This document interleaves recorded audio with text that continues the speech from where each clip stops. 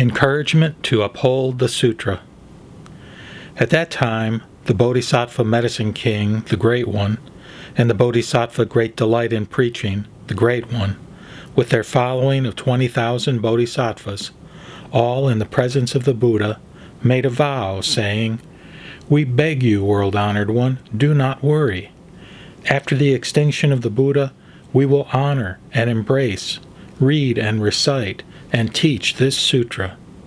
In the evil age to come, living beings will have fewer and fewer good roots, while their utter arrogance will increase. Their desire for profitable offerings will grow, increasing their roots that are not good, taking them further from liberation. Though it may be difficult to teach and transform them, we will have the strength of great patience, and will read and recite this sutra, embrace, teach, and copy it, and make all kinds of offerings to it, without sparing our bodies or lives." Then the 500 arhats in the assembly, who had been assured of becoming Buddhas, said to the Buddha, "World-honored one, we also vow to teach this sutra everywhere in different lands." There were also 8,000 people, both in training and trained, who already had been assured. Rising from their seats and putting their palms together, facing the Buddha, they made a vow, saying, "World-honored one, we also will teach this sutra everywhere throughout other lands." Then the nuns, Mahaprajapati, and Yashodhara, together with all their following, were full of joy, having gained something they had never had before. In the presence of the Buddha, they immediately spoke in verse. "World-honored leader and teacher, comforter of human and heavenly beings, hearing your assurance was just what we needed. We are at peace." After reciting this verse, the nuns said to the Buddha, "World-honored one, we too are able to proclaim this sutra everywhere throughout the lands in other regions." Then the world-honored one looked at the 80 trillion myriads of bodhisattva great ones. All these bodhisattvas were at the stage of never backsliding, and turned the never-retreating Dharma wheel, and mastered incantations. Respectfully obeying the Buddha's will, and themselves wanting to fulfill their original vows, these bodhisattvas raised a lion's roar and vowed before the Buddha, saying, "World-honored one, after the extinction of the Tathagata, we will travel around throughout the worlds in all directions in order to lead all the living to copy this sutra, receive and embrace it, read and recite it, explain its meaning, practice it as their dharma, and keep it in mind correctly." Then the bodhisattvas all raised their voices together and spoke in verse. "Please do not worry. After the Buddha's extinction, in a frightful and evil age, we will teach everywhere. Wherever, in villages and towns, there are those who seek the Dharma, we will go there and teach the Dharma, entrusted to us by the Buddha. We are emissaries of the world-honored one. Facing multitudes without fear, we will teach the Dharma well. May the Buddha live in peace and comfort. In the presence of the world-honored one and the Buddhas who have come from all directions, we make this vow. The Buddha knows what is in our hearts." Safe and easy practices. At that time, Manjusri Bodhisattva, the Great One, Prince of the Dharma, said to the Buddha, "World-honored one, rare indeed are such bodhisattvas.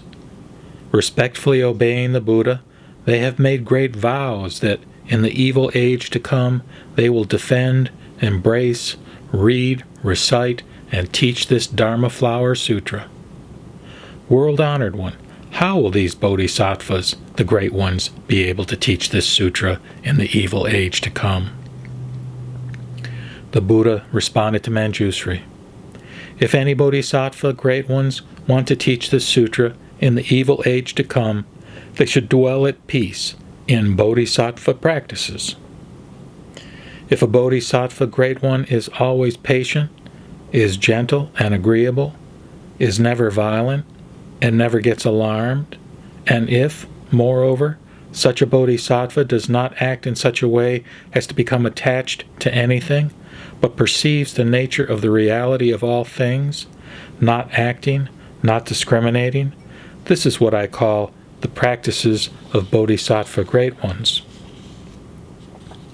Further, a Bodhisattva Great One views all things as empty, as they really are. Things by themselves should not be regarded as upside down, or moving, or receding, or revolving. They are like empty space, insubstantial, beyond words, unborn, non-emerging, non-arising, nameless, formless, truly without substance, innumerable, unlimited, boundless, without hindrances. It is only through causes and conditions that they exist. When they preach or read a sutra orally, bodhisattvas should take no pleasure in telling of the errors of other people or sutras, nor should they have contempt for other Dharma teachers. They should not allow themselves to become resentful or hateful. To difficult questions, they should explain things with the great vehicle, so that all-inclusive wisdom will be obtained. Again, Manjusri, at the end of the age, when the Dharma is about to die, Bodhisattva Great Ones who receive and embrace, read and recite this sutra should not be envious or deceitful, and should not slight or abuse others who study the Buddha way. Moreover, one should not indulge in small talk about the teachings or argue over them. One should think of all the living with great compassion. One should think of the Tathagatas as loving fathers.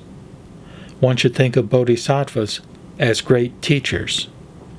With the deepest sincerity, one should always revere and worship the great bodhisattvas of the 10 directions, and one should teach the Dharma equally to all living beings. Manjusri, at the end of the age, when the Dharma is about to die, Bodhisattva Great Ones who receive and embrace this Dharma Flower Sutra should have a spirit of great kindness toward lay people and monastics, and a spirit of great compassion toward those who are not yet bodhisattvas. They should think, such people have missed the Tathagata's preaching of the Dharma by skillful means according to what is appropriate. They have not heard or known or realized or inquired or believed or understood.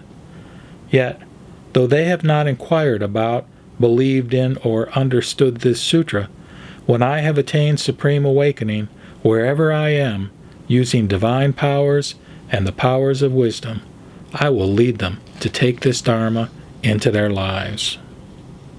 Why?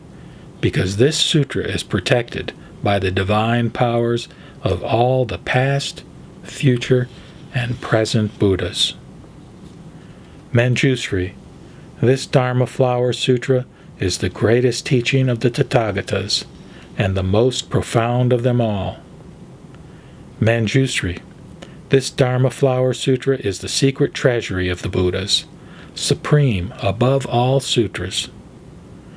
It has not been recklessly taught. Today, for the first time, I lay it out for all of you.